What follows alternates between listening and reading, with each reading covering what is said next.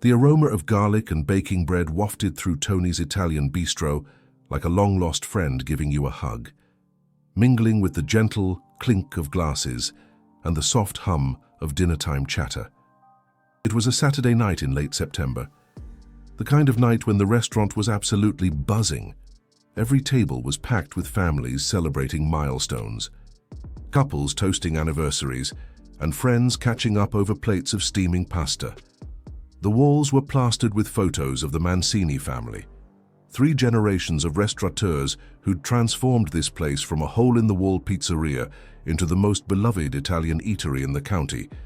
Warm golden light spilled from antique chandeliers, painting everything in a cozy glow. And somewhere in the kitchen, Dean Martin crooned softly while pots simmered and pans sizzled. Vincent Mancini stood near the hostess station, surveying his domain with weary yet proud eyes. He was 62 years old, with silver hair and hands that had been kneading pasta dough since he was a little kid. This restaurant was his life's work, his legacy, the thing he'd built to pass down to his kids. But lately, that pride had been overshadowed by something heavy. His grandson, little Mikey, had been diagnosed with a serious heart condition 18 months ago. The surgery had cost close to $1 million. Insurance covered some of it, but the rest seemed impossible until an anonymous donor had stepped in, $500,000 and wired to the hospital, with no name attached. Vincent still had no idea who had saved his grandson's life, and it haunted him in those quiet moments between dinner rushes.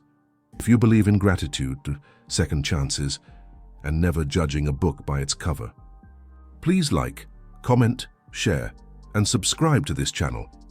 Tell us in the comments where you're watching from tonight. Because stories like this remind us that the people we fear the most might be the very ones who save everything we love. The front door swung open, and the cozy atmosphere shifted like a record screeching to a halt. 8 men walked in, and they were definitely not the usual Saturday night crowd. They were huge, clad in leather, covered in tattoos that snaked up their necks and down their arms. Their vests bore the unmistakable Iron Horseman patches, red and white against black leather. Their boots were heavy, their beards were wild, and they moved with a quiet confidence that made other diners stop eating and stare. The leader was a mountain of a man known as Big Joe Blackwood, though Vincent didn't know that yet, and wouldn't have cared if he did. All Vincent saw was trouble walking into his family restaurant. He intercepted them before they could reach the hostess. He told them firmly that they didn't have any tables available tonight. Joe glanced around at the clearly empty foretop near the window and raised an eyebrow. Vincent's jaw tightened.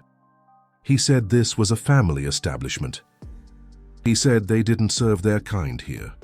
A woman at a nearby table pulled her kids closer. A man reached for his phone. Joe's expression didn't change, but something flickered in his eyes. He asked Vincent if he was sure about that. Vincent crossed his arms and said he was calling the cops if they didn't leave in the next 30 seconds. So Joe nodded to his brothers, and they turned to go, but before they reached the door, something happened that would haunt Vincent Mancini for the rest of his life. A small voice called out from across the restaurant. It was Emily, Vincent's daughter, and she was running toward the bikers, with tears streaming down her face. She threw her arms around Joe and sobbed into his leather vest. Vincent stood frozen, his phone halfway to his ear. Emily pulled back and looked at her father with an expression he had never seen before. She asked him if he knew who these men were. Vincent shook his head, confusion replacing his anger. Emily's voice cracked as she explained. She said that 18 months ago, when Mikey was dying and they had no way to pay for his surgery, she had gone to every bank, every charity, every church in the county. Everyone had said no. She was desperate, broken, sitting in a 24-hour diner at 2 in the morning, crying into her coffee, and a group of bikers had sat down next to her. They had asked what was wrong. She had told them everything, expecting nothing. 2 weeks later, $500,000 appeared in Mikey's hospital account, anonymous. She had spent a year trying to find out who it was, and then last month, She had finally tracked it down. It was them. The Iron Horseman Motorcycle Club had run a fundraiser across 6 states. They had donated every cent to a little boy they had never met, just because his mother was crying in a diner. The restaurant had gone completely silent.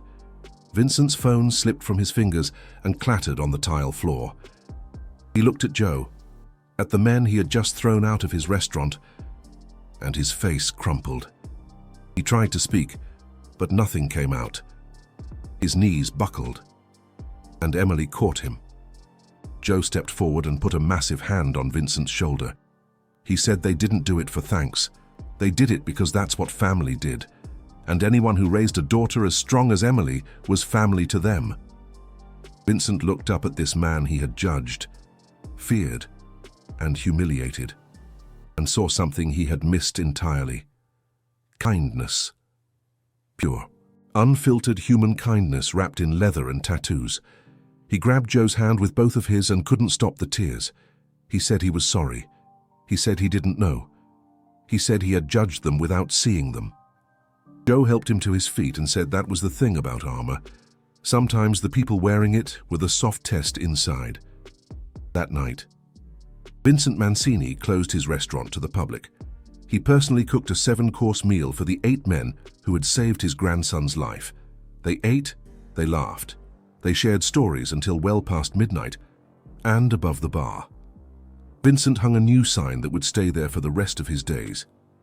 It read, "All are welcome here, especially those who look different, because we never know who might save us. And before we end, we have one special request for you. Comment below with the words, 'Kindness wears no uniform,' to show that you understand that heroes don't always look the way we expect, because sometimes the people we fear the most are the very ones who have already saved everything we love." Like and subscribe so you never miss a story that reminds us that the greatest gifts often come from the most unexpected places.